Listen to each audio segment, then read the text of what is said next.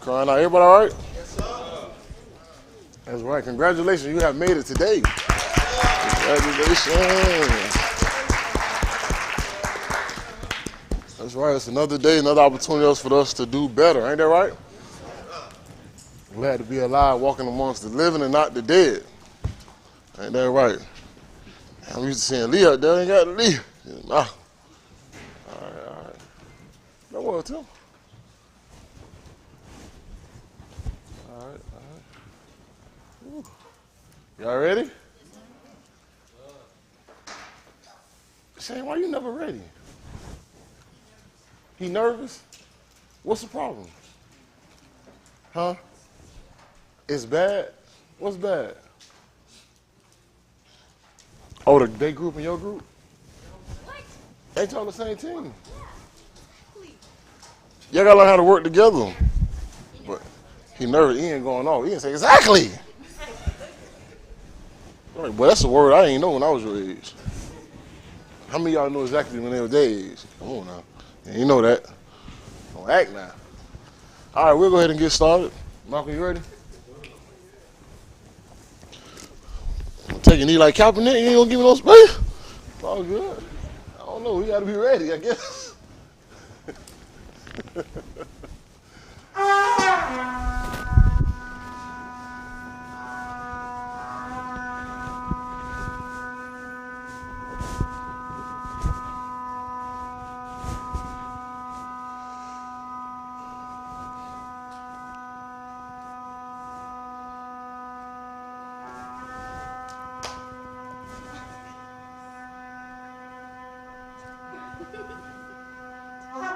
All right. Hit them gears. As we face towards the east, Most High Kadash Abba, we come to you through the Shem Yahushua HaMashiach, saying how I do for allowing us to make it here one more yom. We say I do for all things that you have given us, all things that you have taken away from us, all for the betterment of our Kaid. We ask you to be with everyone that's here, also those that are watching by way of live streaming, also those that are scattered abroad that's trying to be saved, that's trying to seek your being Yahushua HaMashiach's salvation. We ask that you continue to be with our laws, be with our minds, but rock us with the things that we desire to have, but only if it lines up with our eternal Kaid. All these things we ask your being Yahushua HaMashiach, we allow. Let us all say, Amen. Amen.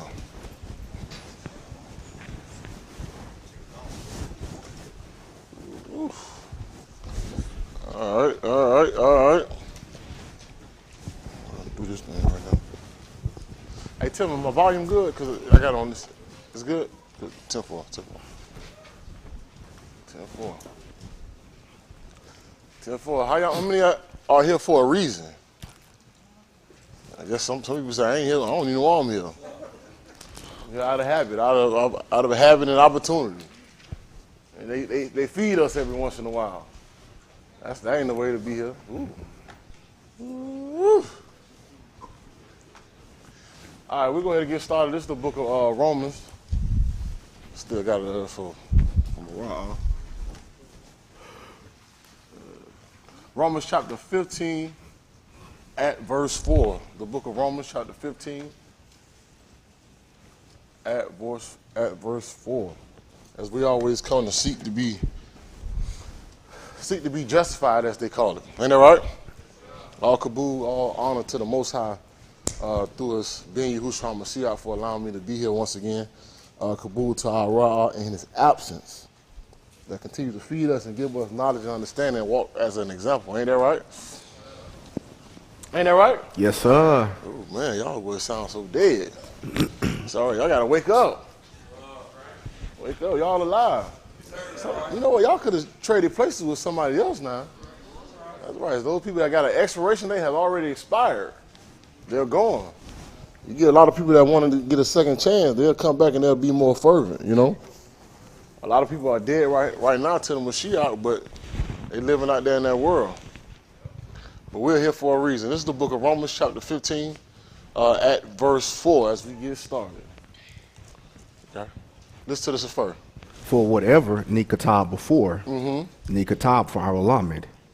For whatsoever was written before, was written for our lamed, which is to teach us or instruct us. That we through endurance in the kum of the Ketubim might have tikva. That we through patience and through constellation of the Ketubim or the scriptures, right, we might have tikva. And we talked about yesterday on having tikva or having a cord or having a attachment. What attaches us to history and what attaches us with the Most High? What attaches us with his being Yahushua HaMashiach? The whole thing is to get that attachment so that when he comes back, guess what? We shall be with him. But what has happened over the course of time, there has been a what? A breach. A detachment, right? There has been a separation. That separation has been what? On one side has been Akatah, right? And on the other side is us that's today. So what's going to bring us together? What's going to reconcile these 2 points together? You can't use the excuse of my family was homeless, I didn't get an opportunity. My mom didn't afford me the opportunity to, never purchase me a Bible. I didn't even know about Jesus, as they call it. What's going to bring these two breaches together? A lot of people use what they go through in life as excuses why they can't live better today. How many people use excuses, what they went through in their past, why they can't live better today? Everybody is accountable for their actions today. That's it. That's it. Everybody's accountable for their actions today. And it's up to you to make sure, you know what, this day forth, I'm going to live how the Most High has set forth for me to live and do right. That's it. Only thing a man can do is say, you know what, I'm going to make a decision today that I'm not going to live like my forefathers. I'm not going to live like the people that came behind me. So what's going to bring us that attachment? So I thought about something last night. And I know we got a question that we gotta answer, but I thought about some things that I would like for us to consider. We'll start off the book of, we talked about yesterday, we'll start at the book of Yehukanan, chapter 6.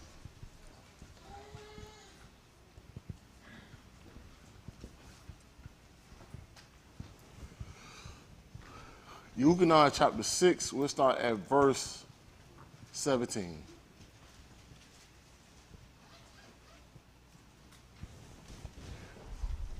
What attaches us? What are some things that attach us to history? Most of all, that can attach us to the Most High. This is the book of Yehukanan chapter 6 at verse 17. Listen to the Sefer. And entered into a ship and went over the Yam toward Capernaum, and it was now Kashak, and Yahushua was not come to them. Yep. And the Yam arose, and reason of great wind that blew. So when they were rowed about 25 or 30 furlongs, then see Yahushua walking on the Yam, and drew nigh unto the ship, and they were afraid.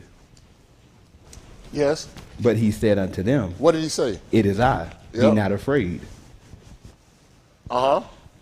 Then they willingly received him into the ship, and immediately the ship was at the land whither they went. Yep. The Yum following, when the which stood on the other side of the Yam, saw that there were none other boat there, save the one whereunto his Medidas were entered, and that Yahushua went not unto his Talmudim into the boat, but that his Talmudim were going away alone. Yes. Howbeit there came other boats from Tiberias nigh unto the Malchum, where they did eat lakam. After that the Adon had given thanks. Yes. When the therefore saw that Yahushua was not there, neither his Talmudim, they also took shipping and came to Capernaum, seeking for Yahushua. And when they found him on the so back up to the 23.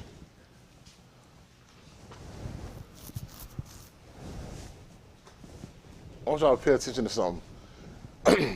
Go to 22, Austin. 22. All right. Read it again, Austin. the Yum Austin. when the which stood on the other side of the Yam Yep. saw that there was none other boat there, save the one whereunto his Talmudim were entered, and that Yahushua went not with his Talmudim into the boat, but that his Talmudim were going away alone. They was going away alone. Howbeit there came other boats from Tiberias nigh into the Malkum, where they did eat lakam. After that the Adon had given thanks. When the therefore saw that Yahushua was not there, neither his Talmudim, they also took shipping and came unto Capernaum, seeking for Yahushua. What does this sound familiar from? Carrie. The what? The Melchizedek Sheba. That's tight. Carrie, you go deep. That's true, because the Melchizedek Sheba, she was seeking knowledge, so therefore she went to Shalom. But Carrie, just turn it down a little bit. Click. But Carrie, I gotta keep the kid. What Carrie say? But to get to the meat, brother. What does this sound familiar of? Ryan. No. Dang. We just talked about it. I had to read it twice. I hope y'all was gonna catch it. Verse 25, Austin. And when they found him on the other side of the Yam, they said unto him, What did they say unto him? Ra'ah, when camest thou hither? Dang, where did you come from? How did you get here? Yahushua answered them and said, What he said? Aman, I say unto you, yes, ye seek me not because ye saw the miracles, you're not worried about the things I could do, but what? but because ye did eat and of what? the loaves and were filled. They looking for the manna. They're looking for that deadly what? Look on. Because you got to think, people come for several reasons. Everybody have different reasons. Everybody want to feel their what? Their belly. Some people want to feel their knowledge, right? Some people want to get out of a certain situation.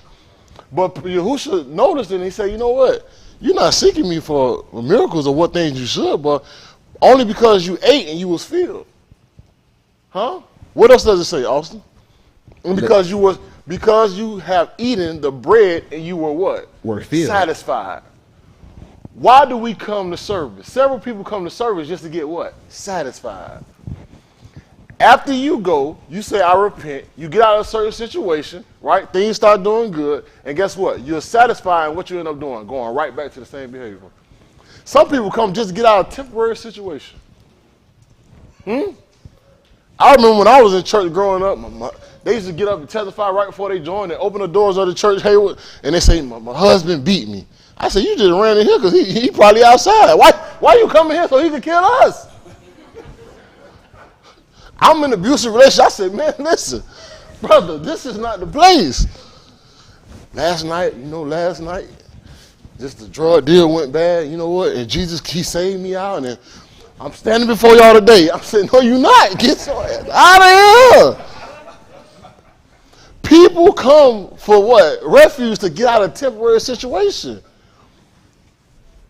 It's true. You got to think about it. That's why they had a city of what? A refuge. Because they was fleeing from the what? The destroyer. But city of refuge also had rules.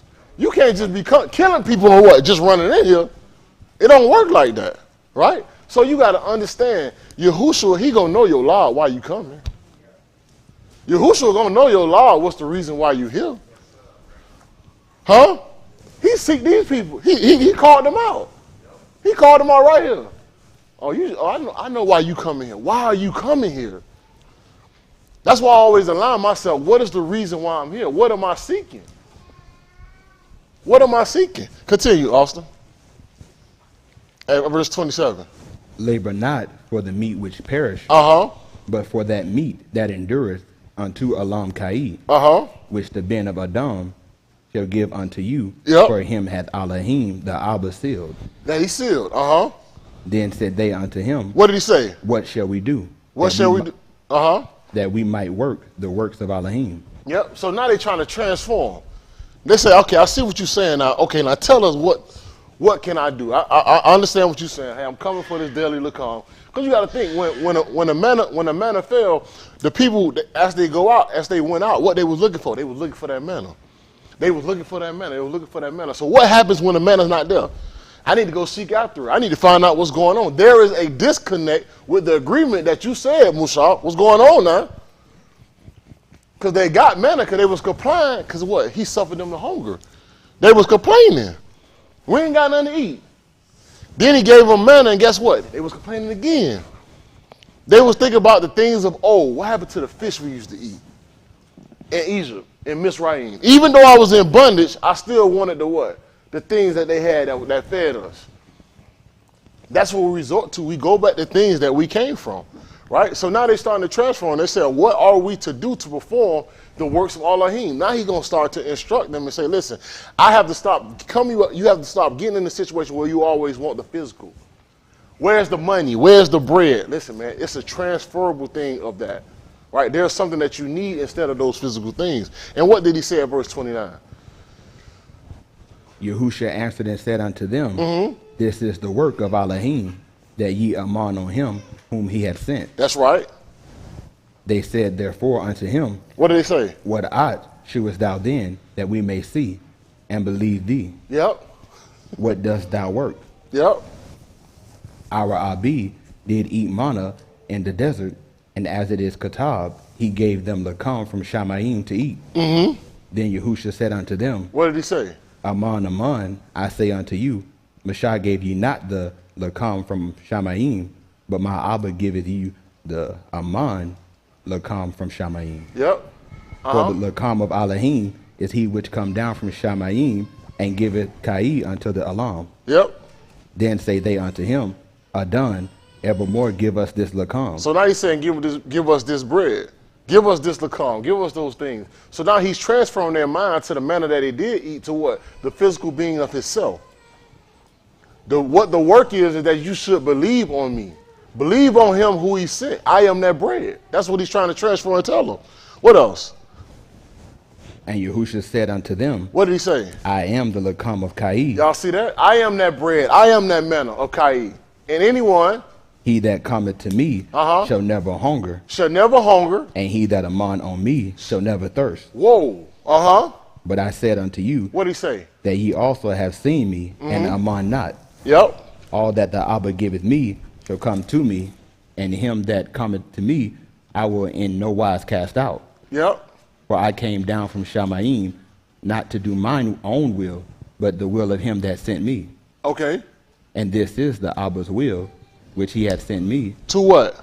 that all of you, that of all which he had given me, I should lose nothing, but should raise it up again the last yom. And this is the will of him that sent me, that everyone which seeth the ben and aman on him may have alam kai, Yep. and I will comb him up in the last yom. At the book of Bamidbar, chapter 11, at verse 1. The book of Bamidbar, chapter 11, at verse 1. So, to get what I was talking about before, do you or did you all notice how he used a tikva, what they consider a cord, to correlate himself to something that they ate in the past to the present of that time, right? He used the manna to correlate that with who? With him. Y'all see that? And he said, your Abbas ate that bread, right? Your Abbas ate that bread, and today, guess what? You got to eat bread as well. But not the bread that they ate and they was filled and they died. But guess what? This bread, these words that I give you, these are the eternal what? Words of Kai. So now it's a transferring of things. So the things that happened before time, whatsoever things were written before time, it was written for our learning and to what? Teach us, instruct us. Y'all understand that? This is the book of Bamidbar, chapter 11, at verse 1.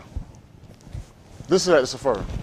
Therefore thou shalt ahab Yahuwah thy Elohim, and keep his charge, and his statutes, and his mashpah, and his amar always. And know ye this yom, for I speak not with your benin, which have not known. Oh, it's still up? Okay. All right. I'm sorry, Dwight. I'm sorry. Oh, I'm tripping. Yeah, I'm in the wrong book. Okay. Well, I'm sitting there like, dang. Why get the Bamar by Chris reading? I apologize. What was you in, Chris? Allah Dabreen. Okay. All right. Ooh, 11? Yes, sir. All right. This is Bamar by chapter 11. I'm like, dang, what's going on? All right, Ray, there you go, Ray. Like, yeah. This is the book of Bamar by chapter 11. Yes, sir. At verse 1. Listen to this first. And when the arm complained, it displeased Yahuwah, and Yahuwah shamed it. And his anger was kindled. Yes. And the fire of Yahuwah burnt among them and consumed them that were in the uttermost parts of the camp. Yes. And the arm Sayak unto Moshe, and Moshe Palah unto Yahuwah. Yep. The fire was quenched. And he Hikara the Shem of the Malkum Tabira. Because the fire of Yahuwah burnt among them. Yep. And the mixed multitude that was among them fell a lusting, and the Banim of Yasharal also wept again and said, what did they say? Who shall give us flesh to eat? Y'all see that? So now we're going to start the complaining process. Whenever you start having an uproar, especially in the workforce, you got to get a group of people that can be angry. Let's start a petition. Let's start a petition. Let's start a complaint. Because if we can start a petition and start a complaint, we can say that the leader that is leading us is wrong, or the system that is leading us is wrong. So now they're starting to ask questions. They say, who shall give us meat to eat? We zakar the fish which we did eat in Mizraim freely. So now what's going in the situation of Albany, Aki, and Akuf? Now we're going in the situation to now they got out of Mizraim. Now they're in the wilderness, right? So now they're in the wilderness. Now they're trying to figure out how are we going to survive? How are we going to survive, and how are we going to make things happen? Who's going to feed us? So now you get in a situation where you say, how am I going to survive? So the first thing that you can relate to are the things that you had before. Y'all see that? What did you have and had before? Right? I can see my daughters right now. If they marry somebody, they go to McDonald's every day. They say, "Hold on, my daddy took me to Fogo at least once a month." Huh? I can't. Hold on now, this ain't gonna work. We as kids, I remember we used to sit down as little beneath around the Fogo table. They saw. I remember the cheese bread they gave us. The lime maize and garlic butter and plantains, mashed potatoes and fries. Y'all remember, y'all went to Fogo before? Some of y'all went to Fogo? Oh, somebody ain't go to Fogo. Who haven't went to Fogo yet? Danny, as kids. Eric, I ain't worried. Eric, you yes, sure. Who kids haven't went to Fogo yet? Antoine? Y'all didn't go to Fogo yet? All right, we're going to take y'all to Fogo. Uh-oh. We're going to take y'all to Fogo. Ain't that right? And I'm gonna get with preacher, and guess what? We're gonna make these things happen, because we're gonna cry and say, "Hold on now, I remember you going to Fogo."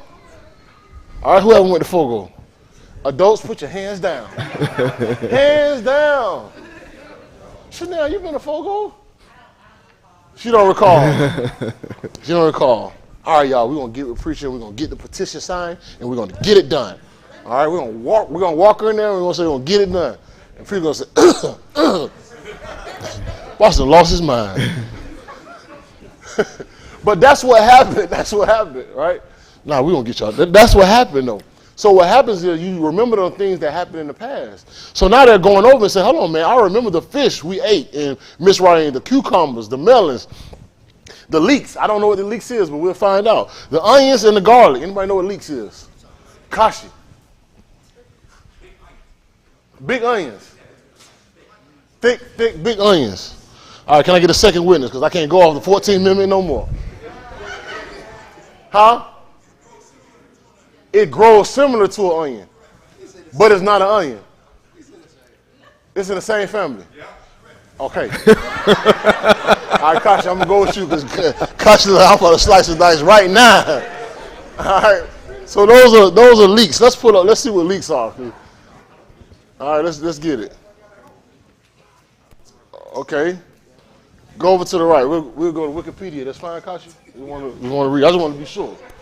All right. A leek is a vegetable, a cultivar of allium, and I don't know that word. A broad leaf of wild leek. The edible part of the plant is a bundle of a leaf sheath that is sometimes erroneously called a stem or stalk. The genus of allium. What is that? Allium. A family. All right, teach me. You got to help me out. All right. A Chinese onion. All right, tight. Kashi, huh? The tight, man. I can't go that far, but we'll start right there. Kashi, see? Junta, see? All right, we'll go back. I always say Junta when I try to divert and get somebody on another thing. Go, Junta. All right, so that's what they did. They reverted back to things that they knew before. All right, at verse 6.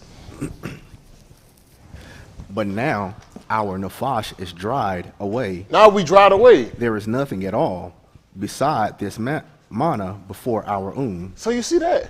He gave them manna, and what they doing? They still complaining. Even what you give me is not enough. That's what we do as flesh right here on the Sharath. The things that you have, you still complaining. I got somewhere to stay. I need a bigger house. God, dog, man, what you want? You get the bigger house. I need a duplex, man. It's people that's getting bigger houses. What are you doing? The things that you have are the things that you need. But guess what? You're still complaining. Huh? You still complaining. He said, all we got is this manna. You know why? Because we don't have the different varieties of what? Of food. You ever get to a place you say, man, this is all I got to eat? My wife always tells me all the time. She said, man, I ain't eat nothing all day. She said, you always say that, but what you had this morning? I did have some breakfast. When I say I ain't eating nothing, that means I'm hungry right now. Have anybody else ever did that? At the end of the day, you're like, man, I ain't eating nothing all day. I saw you eat an apple going on. I said, nah, come on now. I'm talking about nothing food right now. So you got to think about it. Now, the terminology is kind of like, I ain't eating nothing all day. I'm hungry at this moment. Y'all feel me? Because I get like that, man. Listen, when you hungry, man, I ain't eating nothing since yesterday. Somebody be like, come on, you fast? Now I had a little something, but I'm hungry right now. So then now we get to a point, they say, they complain about everything, and they say, the only thing I have left is this manna. At verse 7. And the manna was as coriander seed, and the color thereof as the color of bdellium. And the arm went about and gathered it, and ground it in the mills, or beat it in a mortar, and baked it in pans. That's right. And made cakes of it. And the taste of it was as the taste of fresh oil. That's right.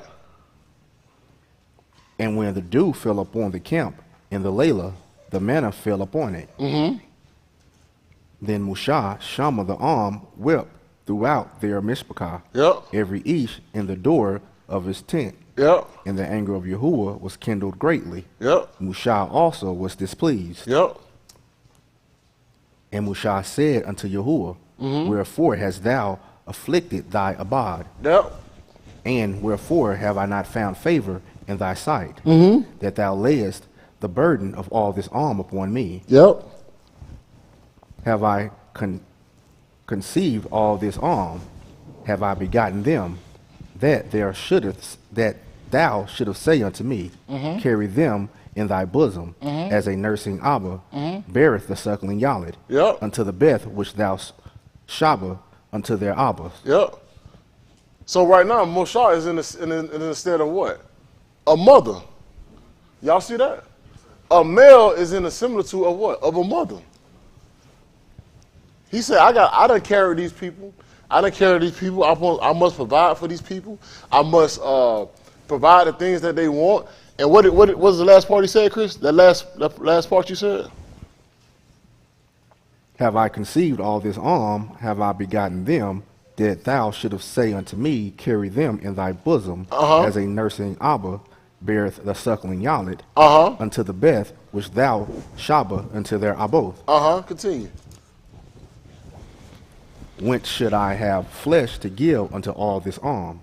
For they wept unto me, saying, give us flesh that we may eat. I am not able to bear all this arm alone, because it is too heavy for me. And if thou deal thus with me, kill me, I palaw thee out of hand, if I have found favor in thy own. Yeah. And let me not see my wretchedness. You know a place you got to get somewhere where you tired of somebody complaining so much, you say, man, just take me out of here. That's tight. That's pressure, that's stress. Right? It's not for your stuff, it's just the people that complaining. You get so many complaints, guess what, man, just take me out of here. How do I got to feel as a person or as a father that's trying to do something that you told me to do? I got to take the complaints of the people or the employees and still get them to a certain destination. And we think about the certain things that we deal with in our KI. How many people do you lead? Huh? At most, we probably had 10, 12, but we talking about a multitude of people at one time. All these complaints. It's just so much stress. Hey, man, just take me out of here. Take me out of there. That's a lot of pressure. And verse 16. And Yahuwah said unto Mushah, what did he say? Gather unto me 70 anashim of the Zakanim of Yasharal, whom thou knowest to be the Zakanim of the and officers over them, and bring them unto the Mashakan of the Adah, that they may stand there with thee. And I will come down and talk with thee there, and I will take of the Ruach which is upon thee, and will put it upon them, and they shall bear the burden of the with thee. The book of Allah Dabarim, chapter 31. Allah Dabarim, chapter 31, at verse 17. What's the last verse in that book? 30? We'll start at verse 17.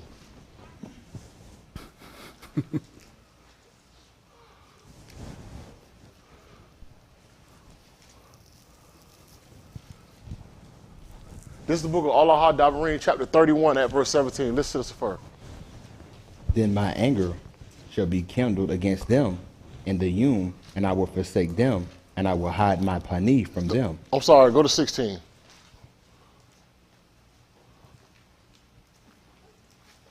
Listen to this for her. And Yahuwah said unto Mushah, what did he say?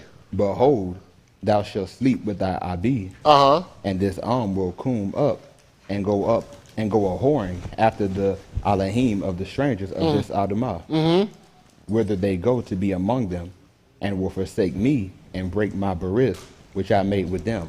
Imagine you about to pass away and somebody telling me, listen, all your kids that you done raised up, guess what? They're going to go astray. They ain't going to listen to nothing you say. Everything you taught them, they're going to forget it. How would you feel as a parent? Huh? How would you feel as a parent that you have raised somebody between 18 and 20, 25 years of life, and still at the day of your death, they're saying all your kids are going to forget everything you taught them? You will feel like a failure in life. Am I right? Huh? Am I right? So even Yahuwah talking about, I have nourished and brought up what? Beni and what? They have rebelled against me. And preacher say, now how that feel? That feels horrible. That feels horrible. So those are things that you got to realize. Every time that you're rebelling, you're going to get something wrong, guess what Mr. Yahuwah feels? Listen, man, this child is just rebellious. It's just hardening. I done nourished you, and yet still what? You still complaining? You still going against the things I told you not to do, right? And as a parent, that makes, in the natural, you should feel bad. As kids, if your parents have nourished you, have clothed you, have gave you food, and you still rebel, how do you think they feel every time that happens? What I never want to do, I never want to be ashamed of my parents. And I always, hey, somebody stop talking. I always felt as if, you know what? I don't want to be ashamed to my parents. That's what I don't want to do. And I was scared. Oh, I always read in the Sefer of the Bible at the time, it say, obey your what? Your mother and your father, that your days shall be what? Longer for the land. I always remember that. If I ain't remember nothing, I say, listen, man, if I don't like what they say, I just know, obey what you said, because I want to live long. In my mind back then, I thought that meant live forever. Back then, it's like, okay, I need to obey you. I need to live forever. Because my dad, he always throw that out there. But you be disobeying, boy, they be short. They be cut off. I'm like, goodness. Because they say you disobey, they ain't going to be cut. You be sitting back like, dang, well, they talking like they all in. You can't even say nothing. What you going to say? The days be cut. So you know what I started to consider? I said, but it's in the book. But I developed that feel over time that I got to put myself in a reverence and obedience and say, well, I got to do right just for that. Because I want to live long right here upon the rocks. But right here in this situation, Yahuwah is telling Musa, these people still going to go astray after strange and mighty ones. The land, whether they go among them, and they shall forsake me and break my covenant, which I have made with them. At verse 17. I have nourished and brought up children, and yet they what? Rebel against me. At verse 17. Then my anger shall be kindled against them in that Yom, and I will forsake them, and I will hide my panif from them, and they shall be devoured, and many evil and troubles shall befall them. So that they will say in that Yom, are not these evils come upon us, because our Elohim is not amongst us? Yep. And I will surely hide my panif in the Yom for all the evils which they shall have wrought, and that they are turned unto other Elohim. Yep. Now therefore, katab ye this song for you, and teach it to the benim of Yasharal, and put it in their mouths, that this Zamara may be a witness against the benim of Yasharal. Yep. For when I shall have brought them into the Arat, which I swore unto the Abba, that floweth with milk and debash, they shall have eaten and filled themselves and waxen fat. Yeah, I want y'all to pay attention. I want y'all to realize, right, we are the Beni of these Abbas. Right? When things happening wrong in our life, you got to go back where it started from. Right? So this is a tikva, this is a cord that's still attached to us to this day. Why are we going through these things for what? For things back then, what happened back then? It's still trickling down. And when will the curse stop? When will you stop the generational curse? Huh? When will it stop? It stopped with the person. You make the change today, I'm not going to do that no more. From this point forward, this $2 is going to change. It starts with you. I don't care. It could be 100 people that went before you. It starts today. I don't care if you ain't had no father, your father ain't had no father. Guess what? Don't do it for another generation. Right? And then when it happens to you, you say, I'm finna make the change. That's what I had to stand up to do in my household. Things that wasn't right, guess what? I'm going to make it right with my Beni, with my family, right? And the things I didn't make right, or the things that that shall be displeasing in the future, if Most High shall turn my face, my pani from him, guess what? My yalas need to what? They need to pick up where I left off and do what's right. Not make the excuse on what I did. Not make the excuse of what my shortcomings is. The same thing what you shouldn't do. Make the excuse of what your mother and father didn't do. What they mother and father didn't do or didn't have. I ain't had no life insurance. They ain't leave me nothing. Guess what? I ain't gonna leave my kids nothing. You are a fool. Because all you doing is just pass down the same evil rhetoric of that they had. When will it stop? Right? When will it stop? Somebody got to stand up and say, man, listen, I'm living right, man. I ain't going to the club no more. Ain't nothing wrong with going to the club. I ain't say that. I said, I'm just not doing it. Because sometimes, I seen what happens in the club. I always revert. The reason why I never drunk, because one of my friends died when he was drunk leaving the club. He died because you know how people get drunk and they get rowdy? He ran up on the wrong dude. Dude blew his head right off his head. But so I realized, I say, in my mind, I said, did he really know he died? Because if you're not in the right state of mind when he was shot, guess what? Did he know? So you got to think what aura comes over you when you what? When you out of that state of mind and yet you're drunk. You don't have all the faculty of what? Your being. So you know what I always said? I said I never want to lose that much control over myself. I always want to be in the right state of mind at all times.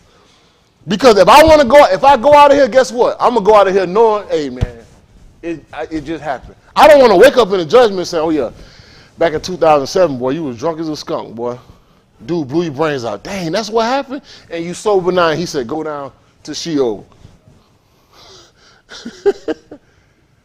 Well, I didn't know. Hey, that ain't my job. All I do is, my job is to execute judgment right now on how you lived your life. Right? So we always need to have the faculties, our faculty always at a readiness to know what we are doing at all times. Keep reading. Then will they turn unto other Elohim and serve them and provoke me and break my berith. This is Moshe last one of his last books, and Yahuwah is telling him what's going to happen after him. After he brought them out, after he raised them, after he nourished children. Moshe just breaking this stuff down, what's going to happen. And it shall come to pass, when many rashas and troubles have befallen them, that this Sharath shall testify against them as a witness, for it shall not be forgotten out of the paw of their seed. For I know their indignation, which they go about, even now, before I have brought them into the land which I Shabbat. Go ahead. Musha therefore katab this Sharath, the same Yum, and taught it to the Benim of Yasharal. And gave it unto Yahushua, the Ben of Nun, charge. And what he said? And said, be strong and of good courage.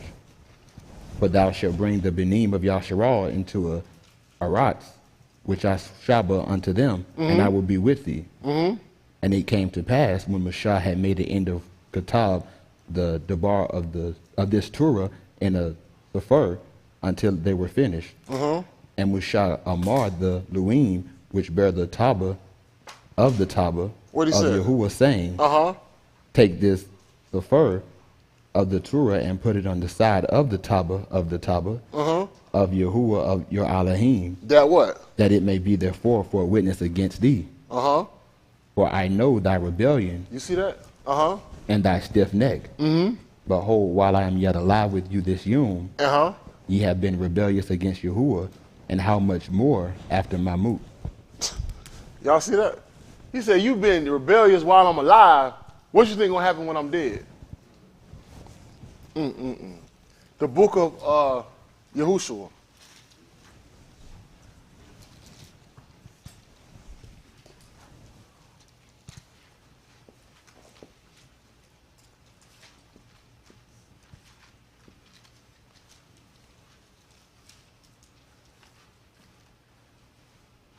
We'll start off at verse 4.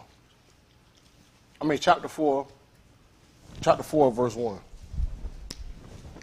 So we need to realize how we need to, a lot of us, right, we get so caught up on, well, the reason I'm not living right, because I want to know the true name. I want to know the true meaning. I want to know listen, a lot of them had the name and still live like devils.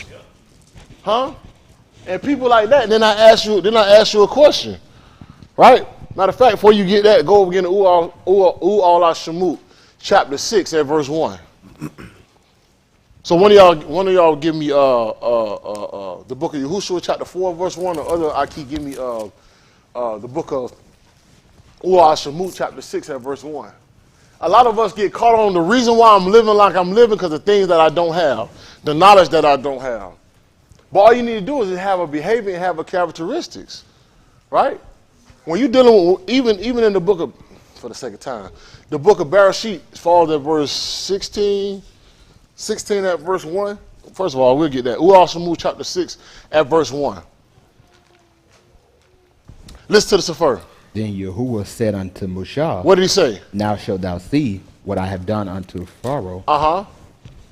For with a strong hand shall he let thee go. And with a strong hand shall he drive them out of his Arat. And Elohim spake unto Moshe and said unto him, what he said? I am Yahuwah. I am Yahuwah. And I appeared unto Abraham. I appeared unto Abraham. Unto Yatsakak. Unto Yatsakak. And to Yaakov. And to Yaakov. By the name of Elohim. All should die. But by my name,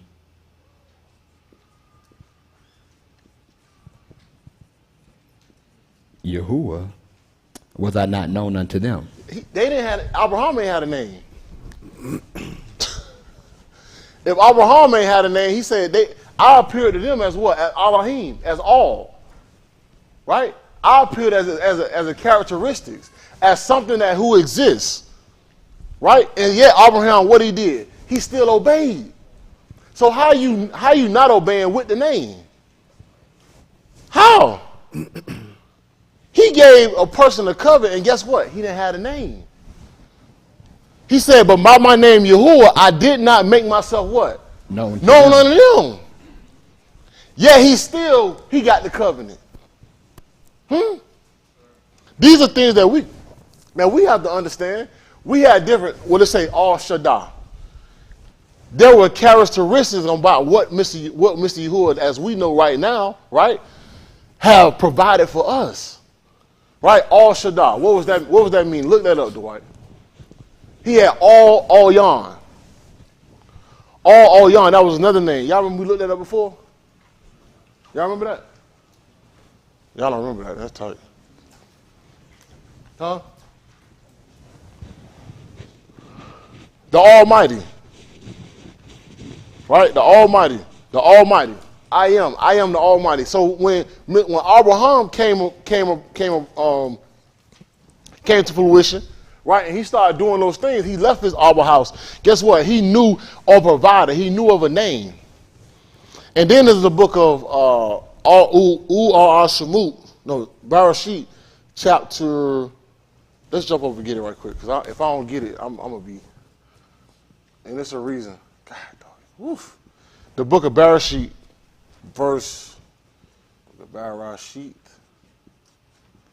Chapter 16 at verse 3. Because I was talking with somebody when I was talking with them, it's always about the name. I said, well, hold on, let's go back and look at Abraham. When he walked before us, he didn't have a name, but yet he studied the characteristics and he did what he was told to do. He did what he was told to do. This is the book of Bereshit, chapter 16. Give me a verse 1.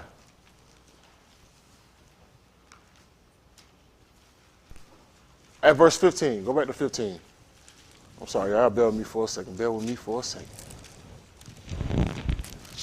Chapter 15.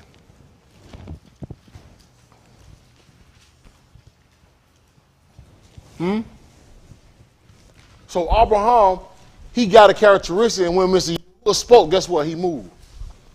But if somebody start giving you instructions and telling you what to do, you want to know that what? They got your back. And you're going to keep what? Keep fighting. This is the book of Bereshit, chapter 15, at verse 1. Listen to what he said. After these things. What did he say, Aki Chris? The debar of Yahuwah came unto Abram in a kazun, saying. Now, did he say Abraham or what? Abram. Right? Abram. Because before we had Abraham, we had what? Abram. And then when you start breaking it down, you start realizing Abram, they call it the Hebrew, right? We got that from the name of his father, which was what? Abar, right? From the other side, which means the other side. So then people will ask the question, well, if the first time that we got the word Hebrew was Adon a Hebrew? That what they're saying, that was their debate, right? But it's all about the characteristics on what Mr. Yahuwah had went for. So we consider the other side, right, of the water, of the Ma'im. That's one thing I used about the example of we talked about yesterday about the stone. When they went into Yarden, what happened? The water's what? The water split, and he told them to grab a stone from out of the what? Out of the midst of the water and set it up on the other side for a memorial. So once the 12 stones are set up on the other side, guess what? It's going to tell a story on what happened. What happened? How did they get over here? Now we're going to go through and we're going to start to tell this story. Y'all see that? But it came to a characteristic and say, okay, what does this mean? When the Benny started to ask, what does this mean? It tells a story on what happened. So it creates that core, it creates that tip of a history lesson. But this is the book of Bereshit, chapter 15 and verse 1. What does it read? After these things, the debar of Yahuwah came unto Abram in a kazun, saying. What did he say? Y'all not Abram. Don't fear. A lot of problems that we have is what? Fear. Fearful, being scared to take that next step. Fearful of being scared to say, you know what, I believe, and I believe that you're going to protect me. Fear. We deal with fear all the time. Even with taking a test, you're fearful that you're going to what? Fail. The only reason why you're fearful you're going to fail the test is because you're not prepared. You're not prepared. And then when you fail the test, what you start to do? You start to blame the teacher. The teacher didn't teach me everything. What was on the test, you didn't tell us that. Huh? But this test that we're going through, Ken, they do that all the time. Hey, man, hey, we didn't have this on the test. Ken say, hold on, what y'all did when y'all was over there playing, guess what? Y'all weren't paying attention. Don't be afraid of your results if you didn't prepare. Your results is just something that reflects what you studied for. That's it. And those kids that paid attention, guess what? Those are the witnesses against them other kids. They passed while you didn't pass. Oh, then it's the other excuse people use. Everybody else just smarter than me. What does that have to do with anything? You didn't prepare. All you need to do is prepare the things that you lack. What you need to do, you need to work on those things. Whatever you lack, those are the things that you need to work on. That's what you have to do. If you want to be a better truck driver, you better work on shifting and learn how to be a defensive driver. Period. That's what you got to do. I don't care what. Listen, man. Nah, I ain't gonna say that. I ain't gonna say that. Nah, I ain't gonna say that. I walk with it. I walk with it. All right. I'm gonna give y'all an example. Even though, right, college degree is nothing. Don't think of. Yes, I have a college degree, right. But when you go out into the world, you will consider yourself on a level of knowledge and information that what people under you that don't have a college degree. Now, I'm not saying that me, but how people think. They think you're smarter than them, right? And whatever skill that you have is nothing else I can't learn, right? So one time I was driving, and then I was in the truck. I was trying to find a truck, and the truck driver was Rudy. Rudy was driving the truck, and so Rudy never. You know how Rudy is. Rudy just Rudy, right? But when Rudy got in the truck, I said, well, man, Rudy, man, I want to drive a truck one day. And the way Rudy broke down the truck driver, I said, that boy just had a tutorial course on how to drive a doggone truck. Because he started to break down the things they didn't know. But I said, you know what? In my mind, I said, what? You can never tell somebody what they know until you really talk to people, right? And when things make sense to certain people, I can tell you from X to Z, from A to Z, how things work and how things operate. So I said it to say, you can always be willing to learn something from somebody. Right? So that example taught me, I said, dang, okay, how you do this? The only reason I had a lack of it because I never knew and nobody never taught me. So anything that somebody helped me with, you know what, I can use that. Right? Then one thing about truck driver, everybody got their own knack. Right? I talked to Dave got his knack. Talked to Preacher got his own knack. Another truck that got their own knack. But everybody got 100%, like they didn't know how to do it and that's it. Now, am I saying that to go against certain people? No, I'm just telling you. I'm just telling you, everybody had their own knack. Just why you laughing. Everybody got their own way of doing stuff, right? So I say that to say, you can learn a lot from a lot of people, but it's all what you prepare for, what you try to learn for. And if I was preparing for a test, I need to be ready to study and make sure I get it right. And I can't use nobody else for an excuse why I failed. The reason why you keep saying why you failed, why you keep committing qatar, you're blaming other people and not putting the fault in you. Yep. I didn't know that was a sin. That sin, the fault's in you. You're not prepared. Nobody never taught me. You're not prepared. You're not prepared. The reason why you keep failing these tests time and time again because you're not prepared. And stop blaming other people. And guess what? All you got to say is what? You know what? The fault's in me. But we started talking about the thing of fear. So Abraham, this is what he said. He said, do not fear, Abram, because of what, Aki, Chris? I am thy shield. I am thy shield. This is a word I want y'all to know. Megan. Y'all write that down. Megan. Right? Megan. This is the first thing, Dwight, you can pull it up. This is the first thing that our Abba, one of the things that he heard as a characteristic of Elohim, or all, right? He said, I am your shield. I am your what? Protector. So before our forefathers get out in the fight, he got to realize, Mr. Yahuwah, Elohim, guess what? He's my Magon. He's my protector. So anything that I go and set out to do, guess what? He's going to be what? Before me. Is a shield considered to be behind a person? What is a shield could be? In front of. That's why the book talks about when it says, in all thy ways, what? Acknowledge him, therefore he has to be in front of everything that you do, and he will what? Direct your path. Not be behind you and tell you what you should be doing, but what? He's going to be in front of you. He's going to be that protector. But guess what we're doing? We're jumping on this, we jumping on this rocks, and we have no protector.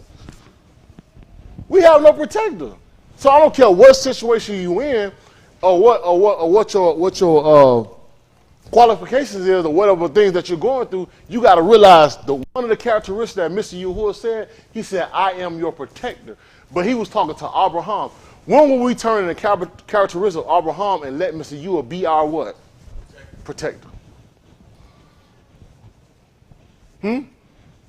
Margain is different pronunciation you can call. But when I read that, I said, you know what? These are the things that we go through in life. I don't realize, Mr. Yahuwah, our protector. Why do I always complain? Because I feel like nobody's not going to provide for me. Nobody's not going to protect me. Even when the Beni was talking to Mushah, he said, what are we going to eat? Who's going to give us food? We always looking for that protector with that provider. But that protector and that provider needs to be Mr. Yahuwah, Mr. Elohim. Not your job. Huh? Not your job. Not your employer. Right? Even your husband can only be a protector for so much. At a certain time, Mr. Yahuwah got to oversee all that. Period. So that's why I encourage all our Ishar, you got to be able to be to a point to always be ready. Period. Because when you don't have those things, what people do, when mates die, what happens? Especially they older, the other mate normally go right after that. Because you put all your all right into that spouse. That was your life, that was your soul existence. But guys, you have a life after that. You have a life after that. And Mr. Yahuwah is looking at like, man, I have nourished you and brought you through, and you put all that to that person? Man. So you have to realize you always have to have that protector, somebody to be able to say, you know what, I got you. Only person that you can do that core is Mr. Yahuwah. At the end of the day, that's it. My mind can go tomorrow, but I can say, you know what, I got to let this man be my protector and my God at the end of the day. At the end of the day, and that's what we got to strive for, and that's what it has to be. Let's jump back over the book of Yehukanan, chapter 6. I don't know where we left off at. Let's find out where we left off at.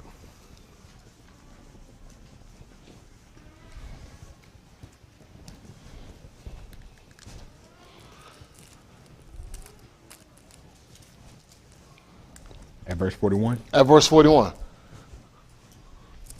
The Yahudim then murmured at him because he said, I am the Lakam which come down from Shamaym. And they said, is not this Yahusha, the ben of Yahusuf, whose Abba and aim we know? How is it then that he said, I come down from Shamaym? Yahusha therefore answered and said unto them, don't what? Murmur not amongst yourselves. No man can come unto me except the Abba which hath sent me draw him. Doesn't that sound amazing? That bread that came down, guess what? They still what? Complained against that. He's telling you, I'm that bread right here, and guess what? You still complaining.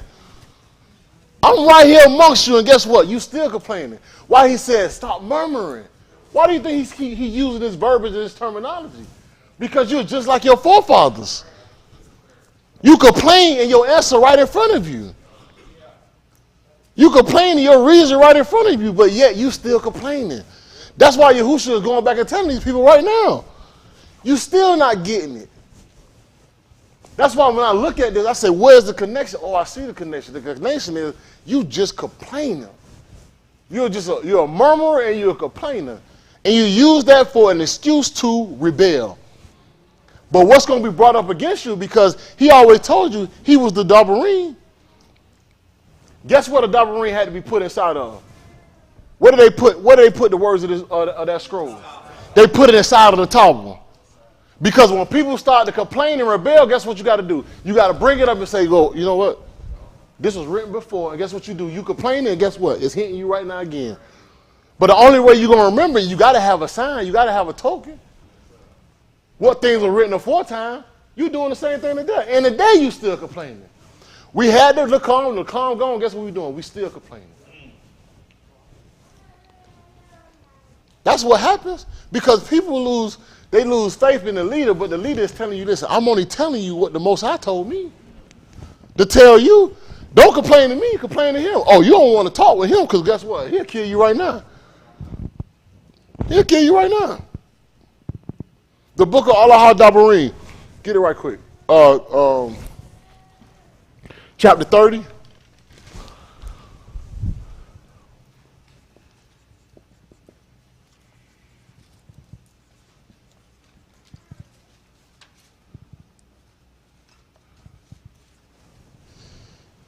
Chapter 30, what's the last verse in that book? 20? Huh? Last verse? 20. 20, go to 18. Let me see 18.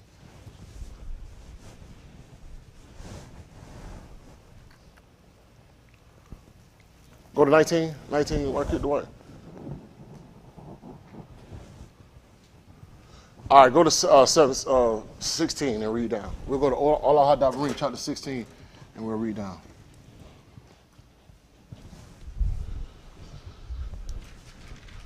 Listen to the Sefer. In that I amar thee, this yum, to Ahab Yahuwah, thy Elohim, to halak in his darak, and to keep his amar and his statutes and his mashpat, that thou mayest kai and multiply. And Yahuwah thy Elohim shall barak thee in the arat whither thou goest to possess it. But if thine lob turn away, so that thou wilt not hear, but shall be drawn away and worship other Elohim. Question, now that I think about it. When did Yahushua, what example Yahushua did that he showed that he was a Magan? Teams. I just thought about that. What example did Yahushua do to show that he was a Magan?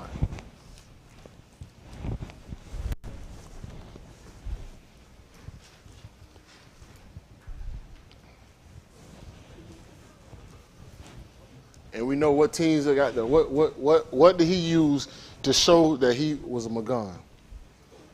Going a little longer than they was.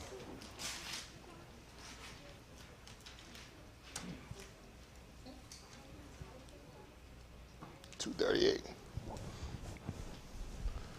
Y'all turn your answers in. We get it. And I'm gonna write it down so y'all. So say y'all, I cheated for my team. I ain't got no team today.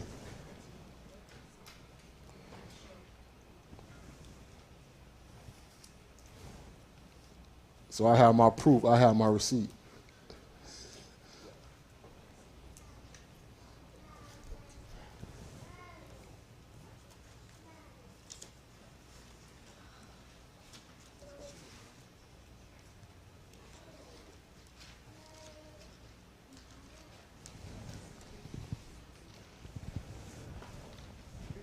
All right, I got it. Oh, city of origin over here, Justin. What example? Let me put it back down to. What example did Yahushua do to show that he was a Magan? Does that make sense?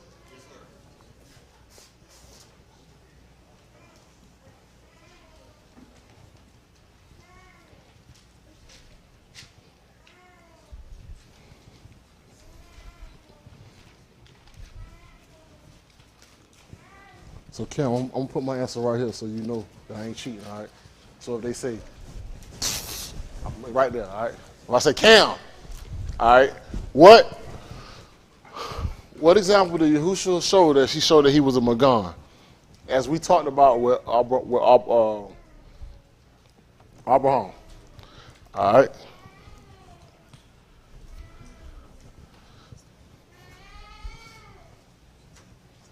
Well, he ain't got an answer. You got an answer? You telling the answer? You gonna turn it in? All right, Ian, go turn it in.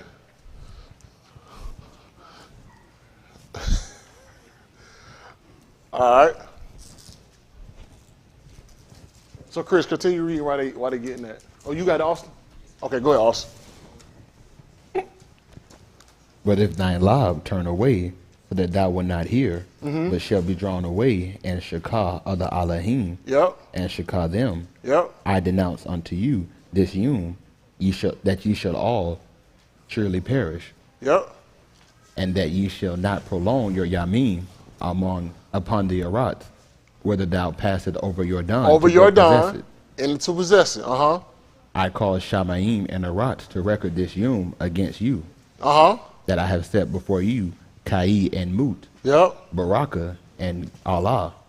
Therefore choose Kai, that both thou and thy seed may Kai, that thou mayest ahab the Yahuwah thy Allahim, and that thou mayest obey his his call, and that thou mayest cleave unto him, for he is thy Kai. He is thy Kai, he is thy life. And the length of thy ma'im. And the length of days, your means. That thou mayest dwell in the Arats, where the Yahuwah Shaba unto thy Abba. Who? To Abraham. To Yasakak. And to Yaakov. And to give them. And to give them. Right? So this is who we did, the same person who he gave the covenant to, right? The same person he promised these things to. So we need to choose life, and for example, but we got to do the things that Abraham did. And walked how he walked in order to get this promise. But if we don't do this, guess what? We're going to be on the curse side of it. We're going to be on the curse side of it. All right? All right, so all answers in, Shaquille? No, they should be in. All right.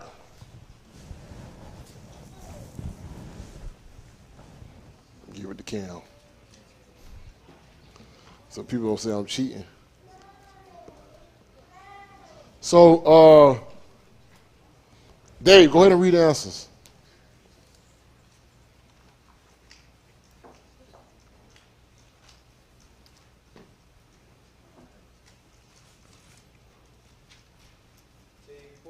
When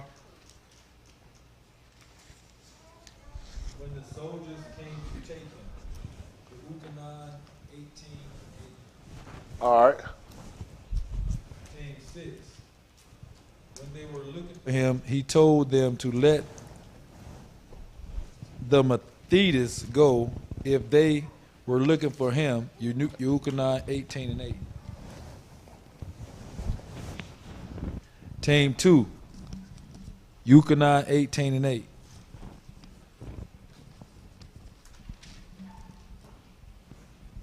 Team 3. If it's me you seek, then let them go. Team 5. When they came to him and he told them he was who they sought, let the others go. Oh, and Team 5 challenges Team 4. Good this time. Okay, let's see. Does everybody have read Team 6, right? Does everybody have Yukanan 18? Hold on. Team 1, y'all don't have no answer. There's no answer, correct? Oh, there's no answer. They just challenging everybody else. They have no answer. They challenging everybody else. They challenging everybody. Radio!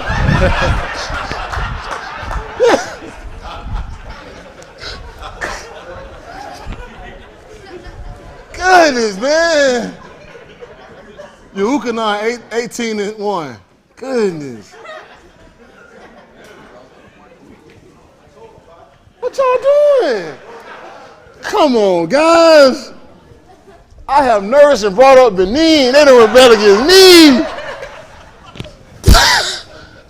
Man, listen. Guys, that's all right. That's all right, Austin. That's all right, Bryce. You know, we'll come back, you know. That man said we challenge everybody. But does it make sense, y'all? He told Abraham, do not fear. What? I am your Magan. I am your protector.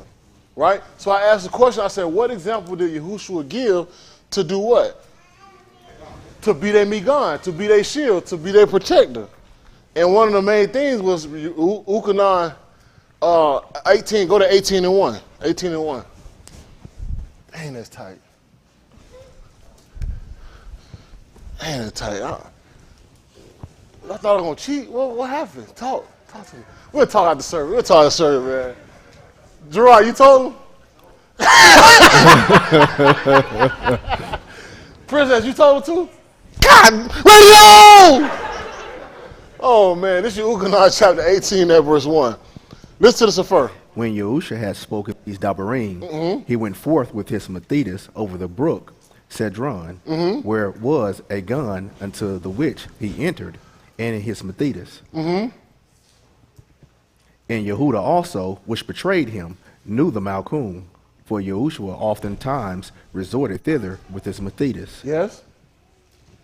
Yehuda then, having received a band of Anashim and officers from the Rosh Kohanim and Parashim, cometh thither with lanterns and torches and weapons. Yahushua therefore, knowing all things should come upon him, went forth and said unto them, what did he say? Whom seek ye? Whom seek ye? Y'all see what he said? He said, whom seek ye? And what happened? Answered him, Yahushua of Nazareth. They seek Yahushua of Nazareth. Yahushua saith unto them, I am he. I am he. And Yehuda also, which betrayed him, stood with him. As soon then as he had said unto them, I am he, they went backward and fell to the Adumah. Y'all see that? So therefore, when he said, I am he put himself as a what? As a Magan, as a protector. He said, whatever you want, listen, I'm this person, let them go. So he stepped up, and guess what? He became a protector and a shield to those that was behind him, which was his Methidas. So those who are Yugonon 18 and 8, y'all are correct. Or 1 through 8, y'all are correct.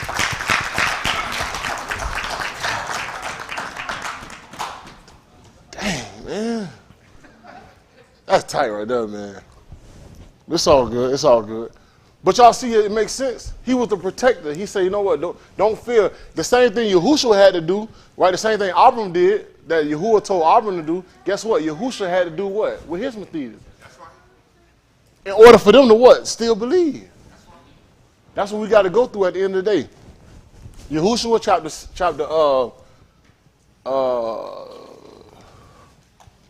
Bamar chapter 17.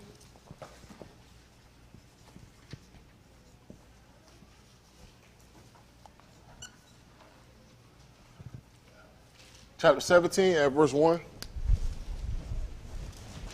I'm glad. See, I had to write it down because I didn't want to cheat. Because Justin said, "Don't cheat, boss.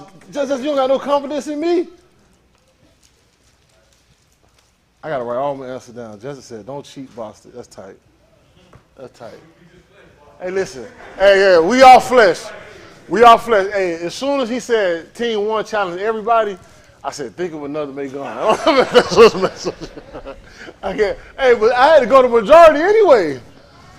Everybody said that, but no, I had that anyway. But good job, y'all. Good job.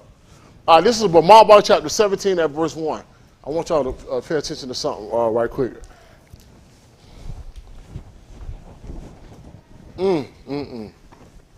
Bereshit 101. Get Bereshit. Bereshit 101. Bereshit 101. Y'all got Bereshit 101? All right. Oh, since we're doing the questions, right? I had a question yesterday. Y'all remember the question from yesterday? Yeah. Just to repeat the question so I make sure I get it right, because I don't want to. Take down your mask, sir. Like the white folks do when I go in AutoZone when they ain't got no mask on. I can't hear you, mask on.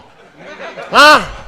I'll be like, man, why you trying to throw me out? Because they always I can't hear you. You guys got these masks on, I can't hear you. Justin.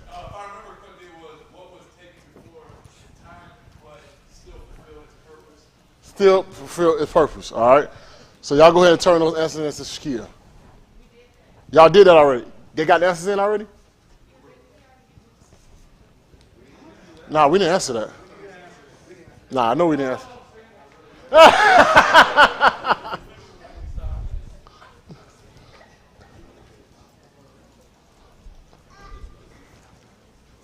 Did y'all answer that? Y'all answered that? Y'all did, okay. That was artifacts. All right. So what was taken but still fulfilled after its time? It still was fulfilled. Still came, someone was taken, still came forth. All right. Y'all got it? Y'all turned it in? Not yet. Oh, y'all not doing that one? Oh, you're not doing that one. It's tight.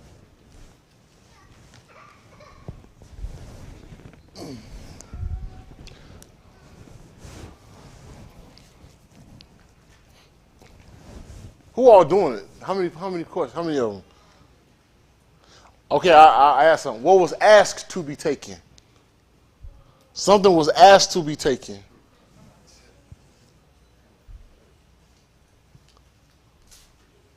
It's a tight one.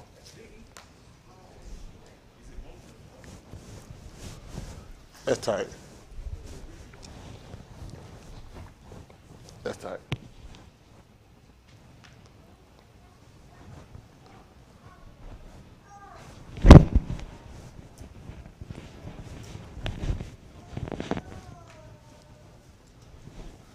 That's pretty safe. It's out there. It's out there.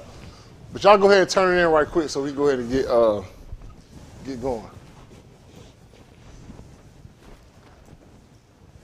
All right. This is the book of Bereshit, chapter 1. We'll start at verse 10. The book of Bereshit, chapter 1, at verse 10. Yeah, Bereshit, chapter 1.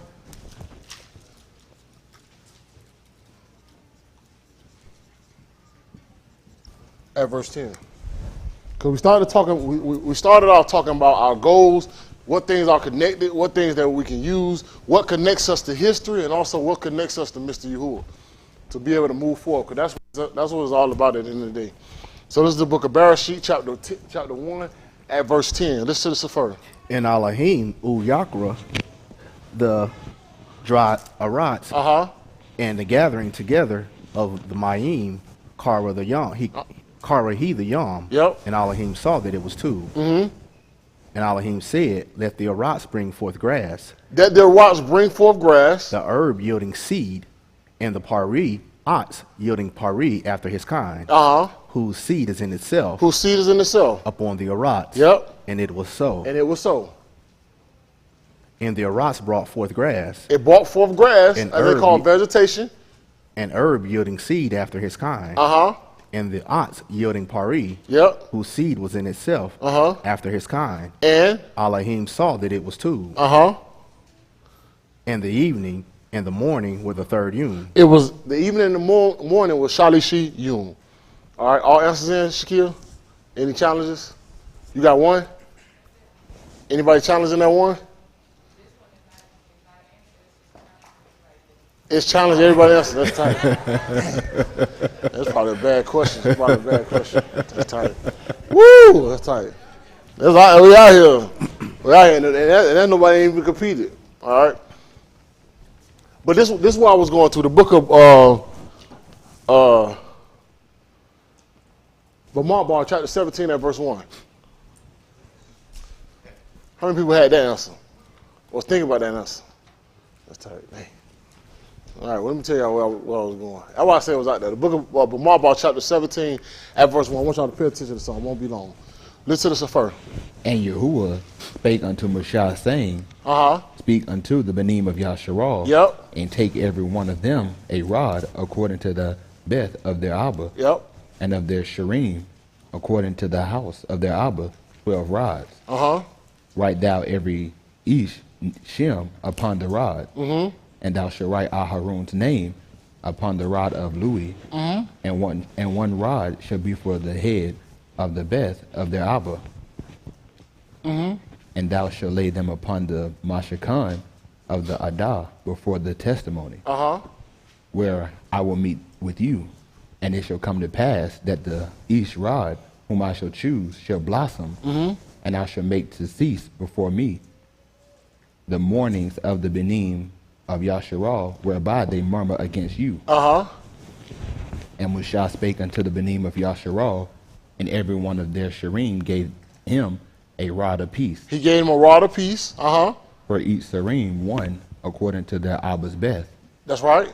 Even 12 rods, and the rod of Aharon was among their rods. And Mushah laid up the rods before Yahuwah. Hey, Chris, you give me Bamot 16, the last 2 chapters. Go ahead. Last 2 verses. Go ahead, Austin. And Mushah laid up the rods before Yahuwah in the Mashakon of witness. And it came to pass that on the morrow Mushah went into the Mashakon of witness. And what happened? And behold, the rod of Aharon for the Beth of Louis was budded. It budded, and brought forth buds, and bloomed blossoms, and yielded almonds. And Mushah brought out all the rods from before Yahuwah. He brought out all the rods before Yahuwah, and what happened? Unto all the benim of Yasharal, and they looked and took every man his rod. And everybody took every man his rod. And Yahuwah said unto Mushah, what he said? Bring Aharon's rod again. And what? Before the testimony, to keep for a token against the rebels. For what? And thou shalt quite take away their murmurings from me. Y'all see this?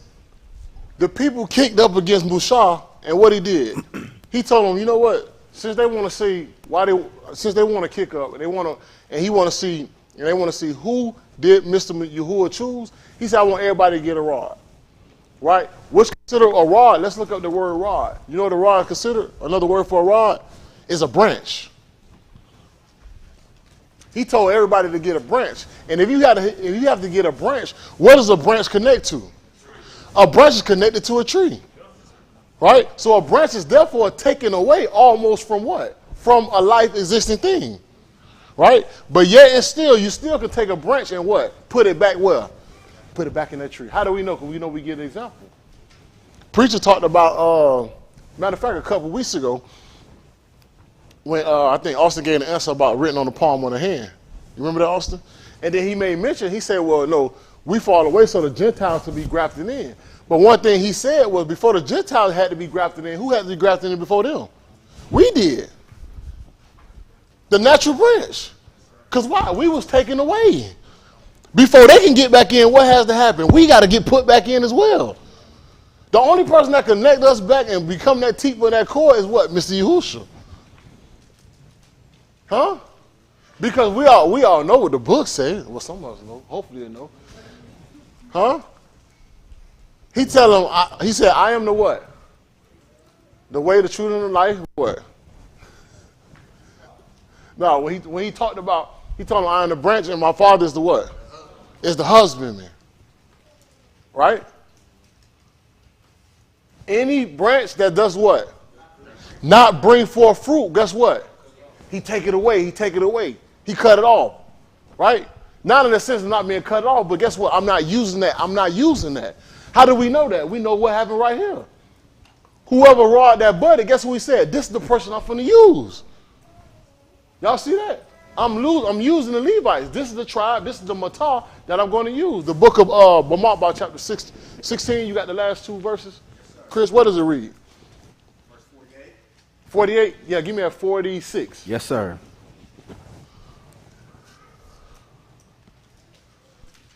47. We can go to 46. 46.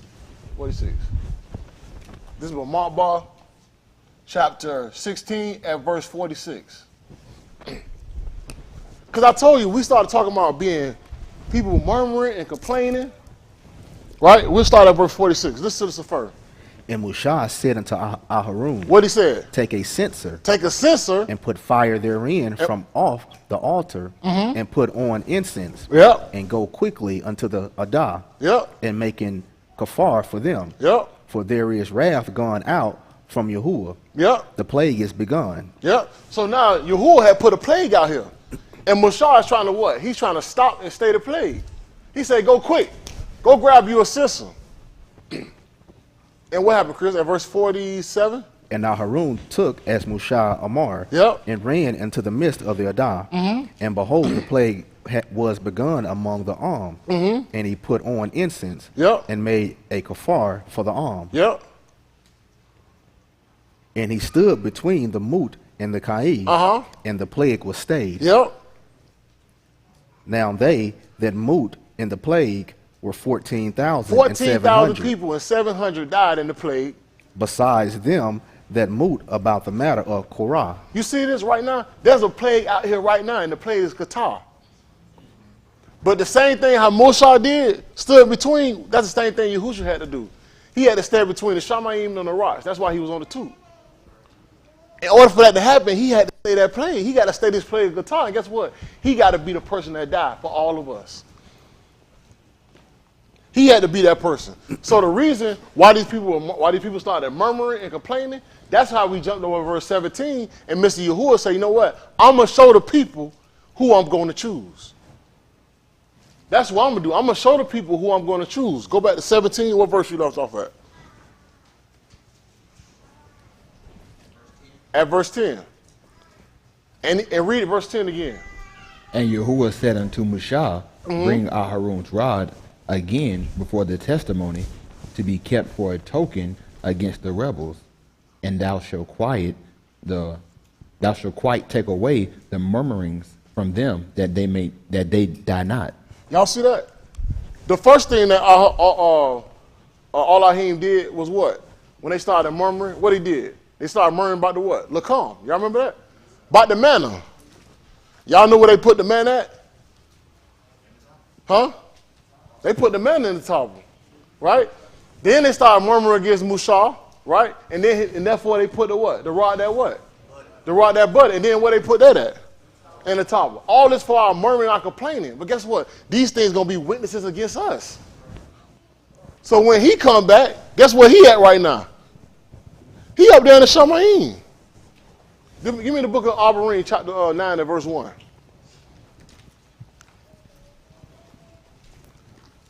The book of 9 and verse 1. As we started talking about different tokens, different things that were left, listen, these things are going to come right back and testify against us. So we can't use it as an excuse what we don't know and what we did not do. We can't use that. This is the book of Abarim, chapter 9 and verse 1. Listen to the Sefer. Michael. Then Ammon, the first Berith, had also ordinances of regulations of service, and an Aratz Magdash. For there was a Mashakun made, the first wherein was the candlestick, and the table, and the shewbread, which is Kara, the Magdash. And after the second veil, the Mashakun, which is Kara, the Kodash of all, which had the golden censer, and the tabla of the Berith overlaid round about with gold, wherein was the golden pot. So check this out. So now he's giving you an example of what was all in there. What was in there, Aki Chris? Which had the golden censer. It had the golden censer. And the tabla of the Berith overlaid round about with gold, wherein was the golden pot that had manna. Y'all see that? Y'all know what happened in the example with manna. They complained about that and murmured about that. Am I right? What else, Chris? And Aharon's rod that budded. Did they not complain about the murmur? And guess what he did? He had the rod that budded, but guess what? He put it inside of the table for what? For a witness for the rebellion. He put it inside the table for a witness of rebellion. And who carried the table? The Louis carried it. So what does that mean? What that means is, what if somebody of another tribe to say, hold on, Louis, how do we know he chose you? Hold on for a second. Here you go right here. Where's your rod and where did it bud from? So I have a tie of what? Of my example of my existence, of my being, why I'm doing what I'm doing. The only thing you're going to have a witness is what? The history and the things that you have. Right? What's going to validate us? What? It's going to be the Ruach. Hold on one second. It's on the inside. It's not going to display just about what you're saying, but how you living. These are things that validate Louis, that rod that budded. Because guess what? Generations down the line, somebody could kick up and say, hold on, man. I could offer too. Nah, you can't offer, bro. That's only for us. How do I know that? 1 second. Here you go. Right? But then what tended to happen after that? Right? We started to rebel. We started to do things that were evil. All those curses that fall upon us, guess what? Okay. As you start going into captivity, you know what happened? You begin to lose artifacts. You begin to lose what? Things of validation. Kings and Malachims start taking those things. So guess what? All these things start to get lost. So now where's your proof? Where's the Ark of the Covenant now? Where's the manna that budded? Because in captivity, you know what happened? You lose all those things. The reason why our book was so disturbed because they consider it happening, guess what? We know our temple was what? Destroyed. So when those things are destroyed, that's where our history was. Why do you think we so much in disarray right now? Because every tribe, every camp trying to pull and say what's right and what's wrong. But what would simplify all this if we had the rod that budded? If we had the original topper? If we had the what? What was the last thing? The table of what? The covenant. Berith. It'll make all those things plain. That's why all these camps going for a disarray. I was talking with a preacher. He said, man, listen, we could set a camp down right now and say, listen, let's just talk about the olive. What do you see? I see an elephant, brother. We can't even get the olive right. Because everybody had their own mindset, what they want to do, what things that happen. That's why, you know what he said, when I come back, I'm going to make what? I'm going to make it plain. I'm going to restore us back at what? A pure language. The reason why he going to make it plain, because guess what? He got the whole Ark and Covenant.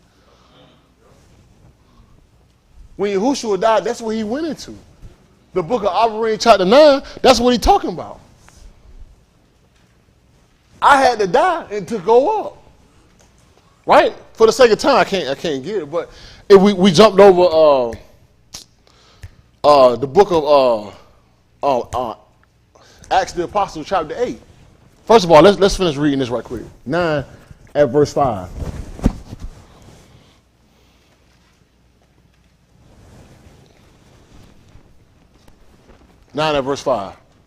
So as I started thinking about these things, I said, you know what?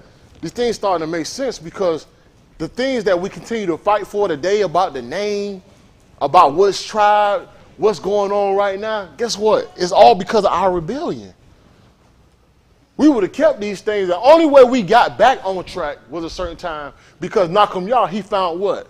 He got the books. He found out the things, guess what? We wasn't doing. And the only way to get back in line is what? Start doing what he set out for us to do.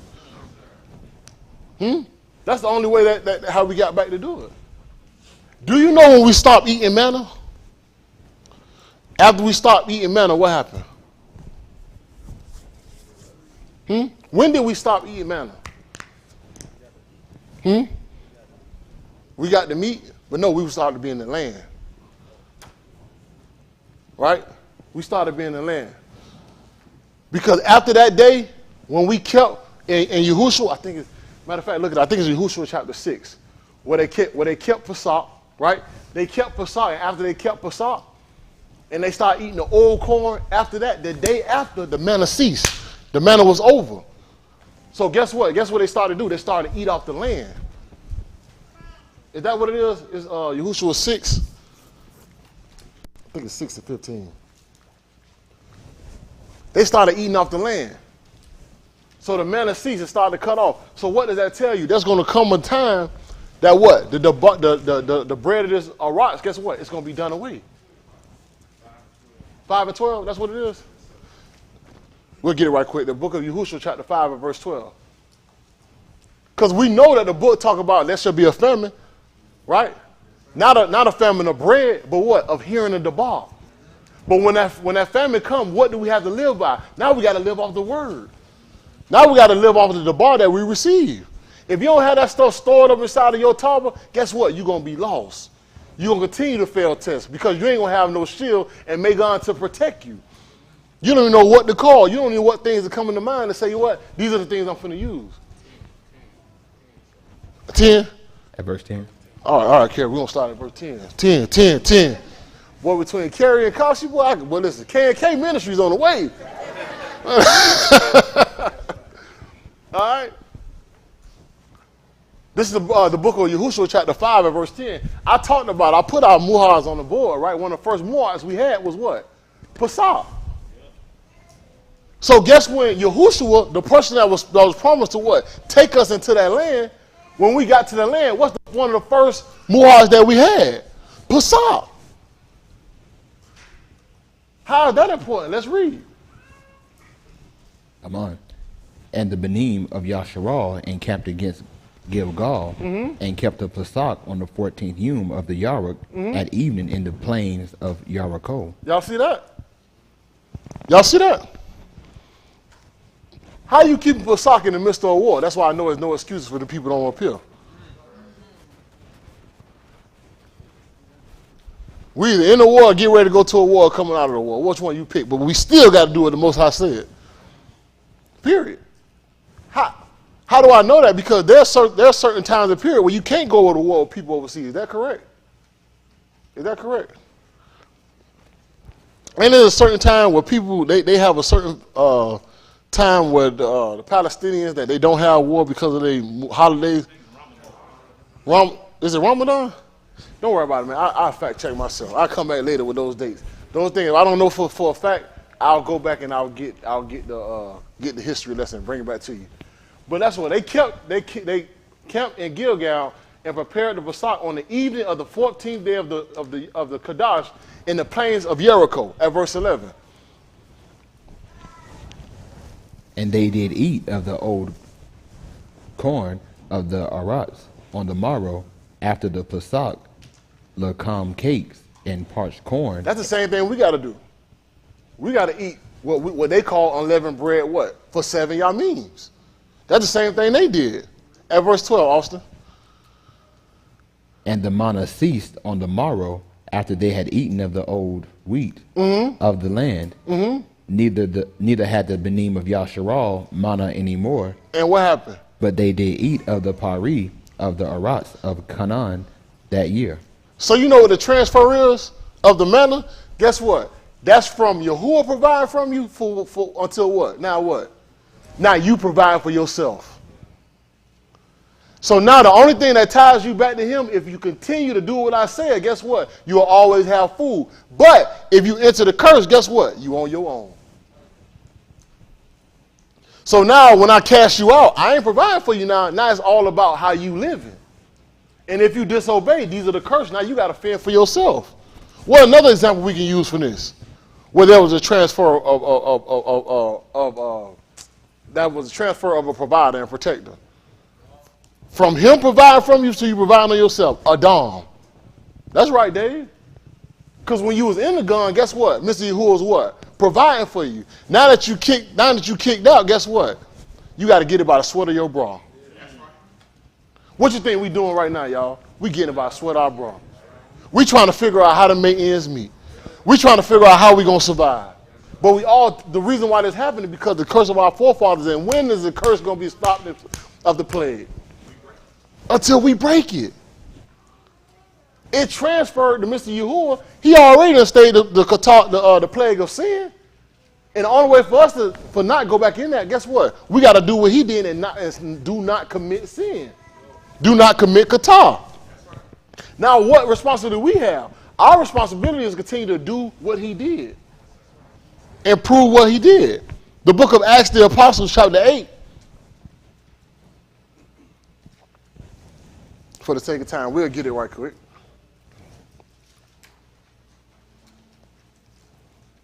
Acts the Apostles, chapter 8. What's the last verse in this book? 40. 40, give me a verse 20. 23.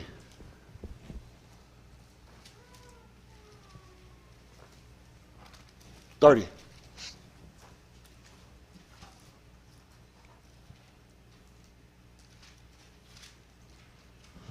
$28. All right, this book of Acts the Apostles, chapter 8, verse 28. Listen to this first. was returning and sitting in his chariot, read Yeshayahu the Nabi. He was reading the scroll of Yeshayahu the Nabi. Then the Ruach said unto Philip, what he said? Go near and join thyself to this chariot. Yes. And Philip ran thither to him. And Shamaym read the Nabi Yeshayahu and said, Understandest thou what thou readest? And he said, How can I, except some Ish should guide me? And he desired Philip that he would come up and sit with him. The Malkum of the Kitab which he read was this. He was led as a sheep to the slaughter. Yes. And like a lamb dumb before his shears, so opened he not his paw. In his humiliation, what happened? His maspah was taken away. And who shall declare his Tuledah? Yep. For his Kai is taken from the Arats. And the eunuch answered Philip. You see what happened right here? He said, who shall declare his what? Tuledah. Tuledah, because his what? His Kai was taken away from the Arats. Therefore, this branch was what? Cut off right here. Right? We know how I validate he was the branch, because I know when they crucified him, guess what he was on? He was on a tree and he was cut off. He was cut off right on the tree. Yeah, he wasn't put inside the tower, but guess what? He was put inside of the cabal. Guess what? And how do I know he the one? Because guess what? He budded and he got out of there.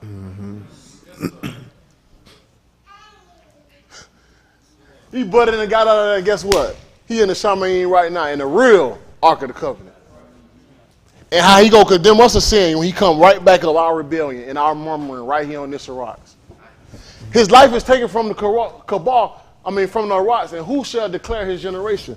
Who's gonna bud right here? Who's gonna produce fruit right here? Who's gonna declare his generation right here? Because now we're talking about Tuledah. We're talking about things being passed down. The only way it's gonna show that he was existing, or guess what? We right here. Us, our bodies.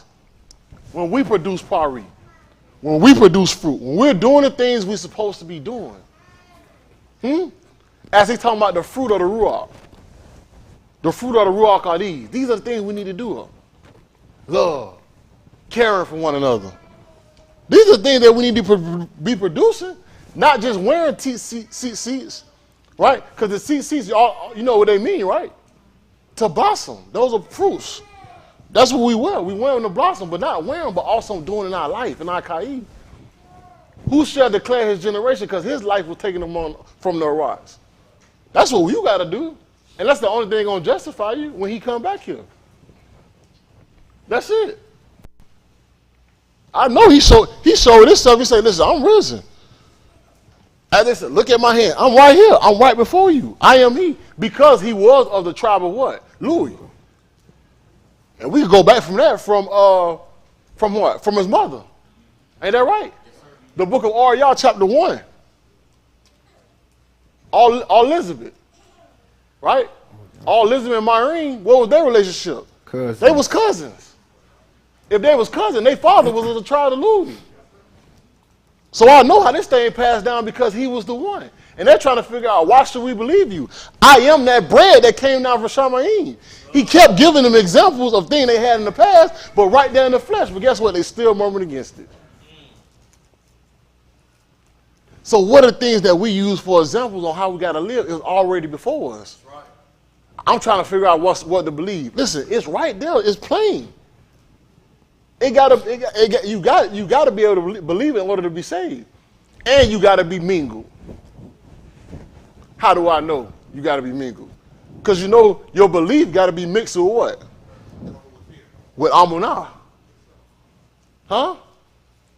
You can believe, but guess what? You got to have what? Amunah with it. As well as you got to have what, Austin? Well, you got to have fear. And you got to have what? Works. The reason why I say it got to be mingled, because it's going to take more than one thing just to be saved. It's not going to take that you could branch yourself down from Abram. I'm from the tribe of Abraham. Show me. You can't.